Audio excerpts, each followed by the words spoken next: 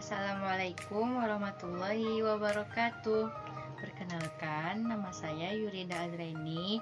Saya mahasiswa dari Tadris Kimia. Kali ini saya akan menjelaskan tentang keselamatan di laboratorium. Sebelum itu, teman-teman jangan lupa ya tekan like, comment, and subscribe. Jangan lupa bunyikan loncengnya juga ya. Terima kasih. Bab pertama, pengertian. Teman-teman pasti tahu kan apa itu laboratorium? Yap, betul sekali. Laboratorium ialah tempat kerja yang memiliki potensi berbahaya yang sangat tinggi. Kenapa? Karena di dalam sana banyak bahan-bahan kimia berbahaya yang dapat melukai diri kita jika kita tidak berhati-hati dalam menggunakannya. Yang kedua, tujuannya untuk menjamin kesehatan, keselamatan, dan kesejahteraan orang-orang yang ada di dalam laboratorium. Yang ketiga, peralatan pelindung diri. Peralatan pelindung diri ada 7. Yang pertama, jas labor.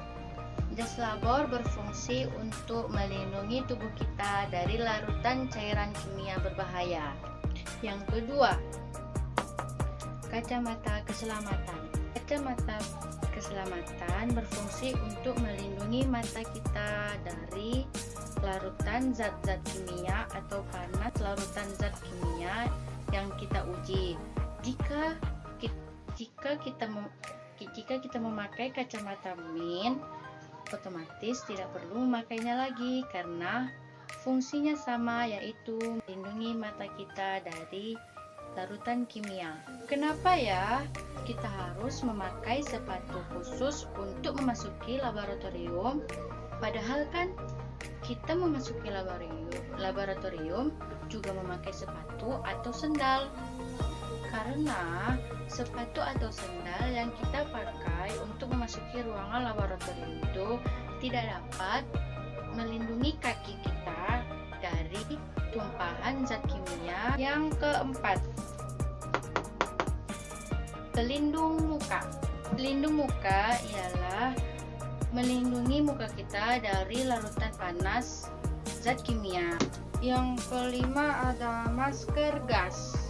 Masker gas ialah berfungsi untuk melindungi hidung dan mulut kita dari larutan atau gas-gas yang berbahaya. Yang keenam ada kaos tangan. Kaos tangan ini berfungsi untuk melindungi tangan kita dari larutan kimia berbahaya yang berceceran. Yang terakhir ada pelindung telinga. Pelindung telinga ini nantinya akan berfungsi untuk melindungi telinga kita dari suara bising-bising yang terdapat dari suatu alat yang menimbulkan suara itu. Suara bising itu seperti autoklav dan sonitoklav. Bab keempat, peralatan keselamatan. Peralatan keselamatan ada beberapa jenis. Yang pertama, pembasuh mata. Pembasuh mata dapat digunakan ketika mata kita terkena cairan atau larutan kimia yang sangat pedih. Cara menggunakannya, gunakan air mengalir untuk membersihkan mata kita dan pastikan kedua tangan kita bersih dari cairan apapun. Yang kedua, fire blanket. Fire blanket ini digunakan ketika ada cairan atau larutan kimia yang menimbulkan. Selanjutnya ada first aid kit.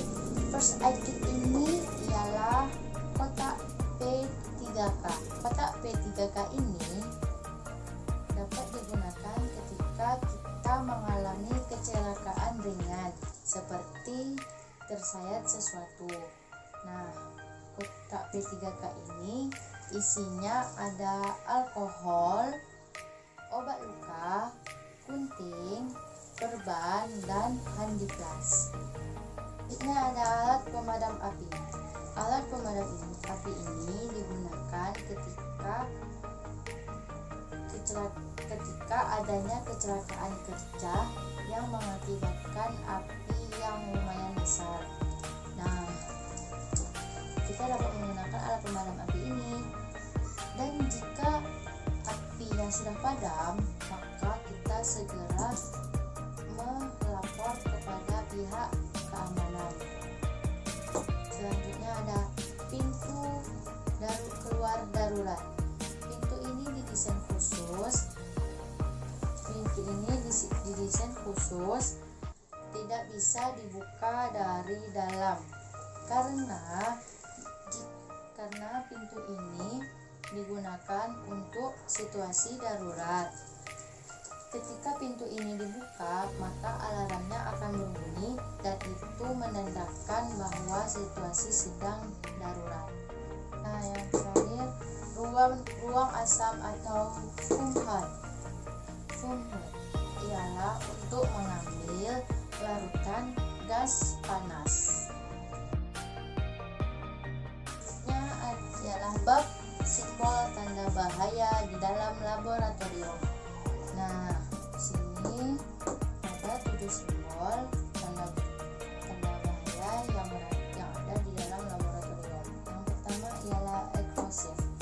Eksplosif ini artinya mudah meledak. Nah, lambangnya seperti ini. Yang kedua ialah oksidasi. Oksidasi ini artinya mudah beroksidasi.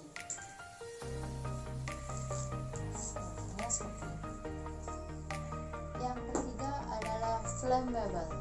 Flammable ini artinya mudah terbakar. Namanya seperti ini. Yang keempat adalah toxic. Toxic ini artinya beracun. Namanya seperti ini.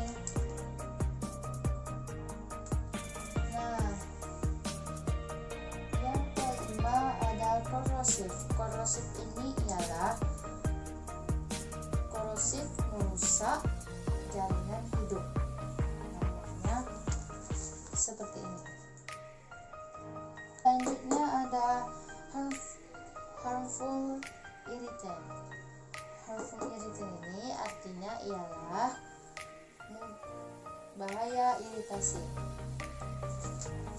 Seperti ini. Nah, yang terakhir ialah dangerous for environmental. Ini artinya bahan berbahaya bagi lingkungan. Namanya seperti ini. Yang terakhir, contoh perubahan kimia dalam kehidupan sehari-hari. Contohnya ialah kertas yang dibakar menjadi anggur. Bahan materi yang dihasilkan, jenis dan sifat materi berbeda dari zat semula.